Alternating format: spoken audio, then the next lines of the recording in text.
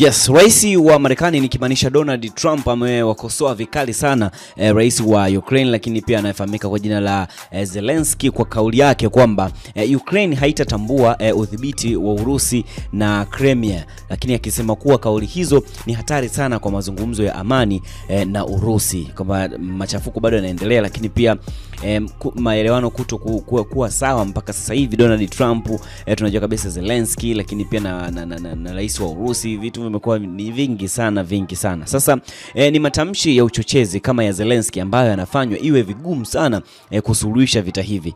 Hana la kujivunia. Hali ya Ukraine ni mbaya sana.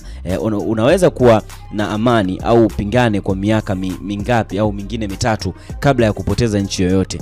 Trump aliandika kwenye Truth Social, kwenye mstari hiyo quote ambayo nimekuwa nimekusomea, alikuwa ameandika kwenye Truth Social. Sasa hatua yoyote ya kutambua udhibiti wa Urusi wa Crimea itakuwa ni kukubali sera ya Marekani ya miaka 10 na inaweza kuvuruga makubaliano ya baadhi ya vita vya pili vya dunia, kwamba mipaka ya kimataifa haipaswi kubadilishwa kwa nguvu. Sasa makombora ya Urusi yalishambulia mji mkuu wa Ukraine, Kyiv, na jiji la pili kwa ukubwa kutokea kule Ukraine ambalo linafahamika kwa jina la Kharkiv, saa chache baada ya chapisho la Trump. Mamlaka ya Ukraine ilisema kwamba ambapo watu wasiopungua 2 waliuawa na takriban watu 50 waliweza kujeruhiwa katika shambulio hilo ambalo liliweza kufanyika hivi karibuni.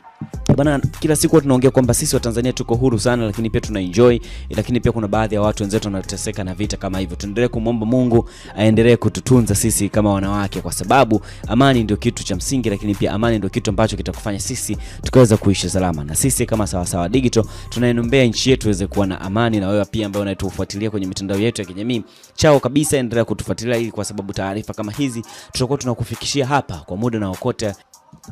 Yes, kwa muda wote ambao unakuwa unastahili kupata na utazipata habari hizi. Chao.